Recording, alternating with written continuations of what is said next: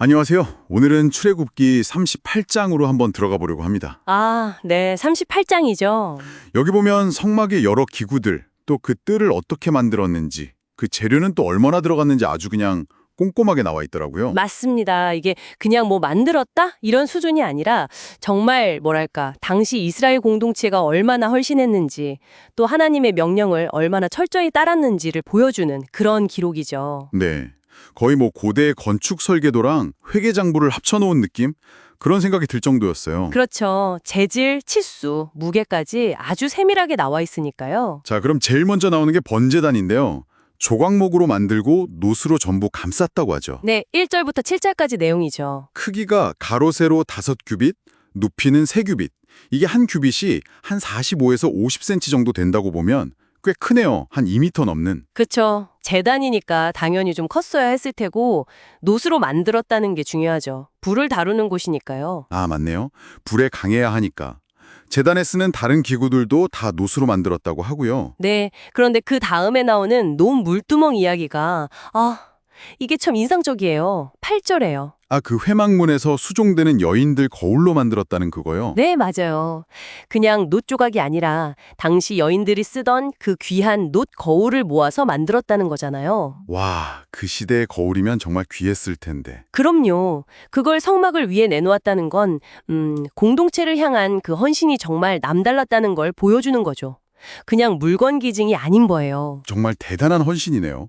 자, 그 중요한 제단이랑 물두멍 지나서 이제 성막들로 가보면요. 9절부터 나오죠. 네, 성막을 두르는 울타리 같은 공간이죠. 이것도 규모가 꽤 커요. 남북으로 100규빗, 동서로 50규빗, 엄청 넓은데요. 네, 넓죠.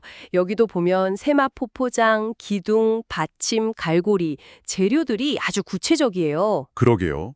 특히 기둥 받침은 노시고 갈고리나 가름대 같은 건 은으로 만들었다고 딱 구분을 해놨어요. 네, 그게 17절에 나오는데 재미있는 부분이죠. 기초나 힘을 받는 부분은 튼튼한 노수로 하고 눈에 잘 띄는 장식적인 부분은 더 귀한 은을 사용했다는 거. 아하, 기능적인 면이랑 또 상징적인 가치까지 다 고려한 거군요. 그렇죠. 그런 세심함이 보이는 부분입니다. 자, 이제 정말로 회계장부 같은 부분이 나옵니다. 21절부터요. 성막 만드는 데 들어간 재료 총 목록이요. 네, 맞아요. 이거 보면 정말 입이 떡 벌어집니다. 레위 사람 이다말이 모세 명령 따라서 계산했다고 하고 부사렐이랑 오홀리압 같은 장인들이 제작을 주도했다고 이름까지 딱. 네, 그 목록의 정확성이 놀라워요. 금이 성소세겔 기준으로 29달란트하고도 730세겔, 은은 100달란트에 1775세겔, 놋은 70달란트에 2400세겔. 와, 한 달란트가 34kg 정도 된다면서요? 그럼 금만 해도 거의 1톤인데요? 맞아요. 거의 1톤 가까운 금이 들어간 거죠. 은도 100달란트면 3.4톤이 넘고요. 어마어마한 양이죠. 이걸 다 광야에서 모았다는 거잖아요. 백성들의 헌물로. 그렇죠. 특히 은 같은 경우는 출처까지 밝히잖아요. 20세 이상 남자가 60만 3,550명이었는데 인구 조사하면서 1인당 반세겔씩 거둔 거라고. 아, 네. 25절, 26절에 그 내용이 있죠. 정말 투명하게 관리했다는 느낌이 드네요. 네, 바로 그겁니다. 이 재료들이 또 어디에 쓰였는지도 명확히 기록되어 있어요. 은 100달란트로는 성소랑 휘장문 기둥 받침 100개를 딱 만들고 네, 27절. 남은 은으로는 기둥 갈고리 만들고 머리 싸기 입히고 이런 식으로요. 놋도 마찬가지로 제단 만들고 기구 만들고 기둥 받침 만들고 다 정해진 용도대로 썼다는 거죠. 네, 30절, 31절에 나오죠.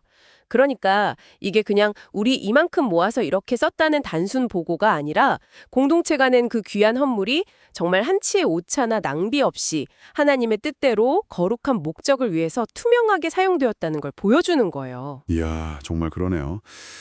자, 오늘 출애굽기 38장을 보면서 성막 건축 과정이 얼마나 정밀했는지 또 얼마나 많은 자원이 투입됐고 그게 얼마나 투명하게 관리됐는지를 살펴봤습니다.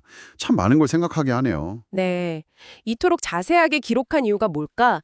결국 성막 건축이라는 게 그냥 건물 하나 짓는 일이 아니라 하나님의 임재를 위한 공간을 마련하는 정말 지극히 거룩하고 중요한 일이었다는 걸 강조하는 거겠죠. 공동체 전체의 헌신과 장인들의 기술 또 체계적인 관리가 다 어우러진 결과물이고요. 맞습니다. 여기서 마지막으로 이런 질문을 한번 던져보고 싶어요.